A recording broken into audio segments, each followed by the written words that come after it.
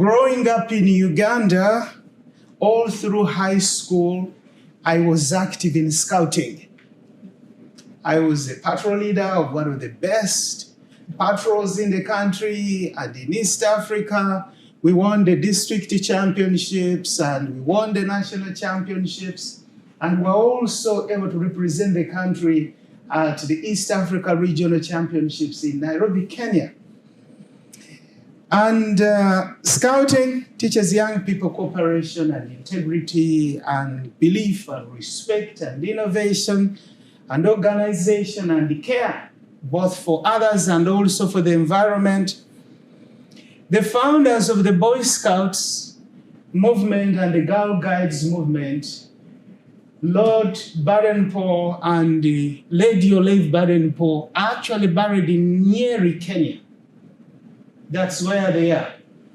That after doing whatever they did over the years, that's where they found their home and they rested, and that's where they also buried. The motto of the Boy Scouts and the Girl Guides movement is simply, be prepared. And the idea was to prepare young people in both their minds and their bodies and their heart, and the spirit, so that they could be able to take on the challenges of life. So through fun, value-based activities or programs, young people would be prepared to react to emergencies, to respond to different service needs in their communities, and to offer leadership where there was a need for that. And also simply to be ready to handle anything that life would put in front of them. So millions of young people have been beneficiaries of this practical pedagogy that scouting that really uses in training young people. In our gospel today, Jesus also tells his disciples, be prepared.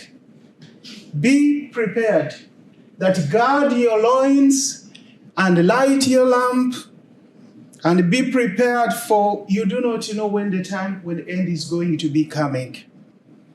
And he adds on that blessed are those servants whom the master finds awake when he comes. In this reflection that he gives us, he's addressing an eschatological theme about the end of the end times.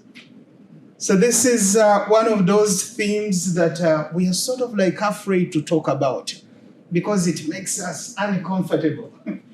But you know what? From the Christian worldview, we totally believe, and we keep repeating it in the prayer, I believe, that there is going to come a time when everything is going to come to an end. When we will have to leave this earth and move on to a different life.